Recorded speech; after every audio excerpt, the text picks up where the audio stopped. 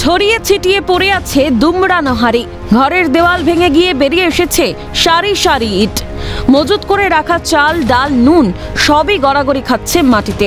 ছবিটা আলিপুরদুয়ারের চিলাপাতা বনাঞ্চলের আন্দু বস্তির অঙ্গনওয়াড়ি কেন্দ্রের। বৃহস্পতিবার গভীর রাতে জলদাপাড়া জাতীয় উদ্যানের চিলাপাতা বনাঞ্চলে হানা দেয় হাতির দল। রাতভর চলে তাণ্ডব। এরপর শুক্রবার সকালে অঙ্গনওয়াড়ি কেন্দ্রের ভগ্নপ্রায় দশা দেখতে পান স্থানীয় বাসিন্দারা। ঘটনাস্থলে যান মধুরা গ্রাম পঞ্চায়েতের উপপ্রধান।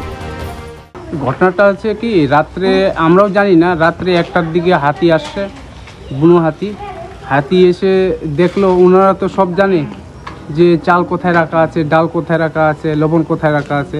তারপর ওরা টের পেয়ে হামলা চালালো সেন্টারের উপর রাত 1টায়।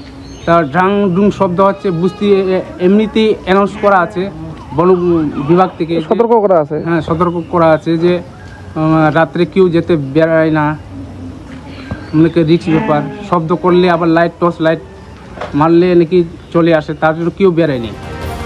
বিডিওর সঙ্গে কথা বলে পদক্ষেপ গ্রহণের আশ্বাস প্রধানের। আপনি আসলেন, দেখলেন, কি বলবেন? হ্যাঁ, আমি খবর পেয়ে ছুটে আসলাম, দেখলাম যে খুব মানে খারাপ অবস্থায় রয়েছে। মানে ওয়ালটা ভেঙে ভিতরে যা কিছু ছিল খাবার সেগুলো খেয়ে চলে গেছে দেখলাম।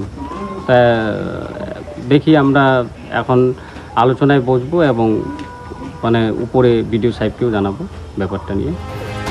কখনো খাবারের সন্ধানে চালের গোডাউনে হানা, তো কখনো আবার সাধারণ মানুষের বাড়িঘরে হানা দেয় হাতির দল।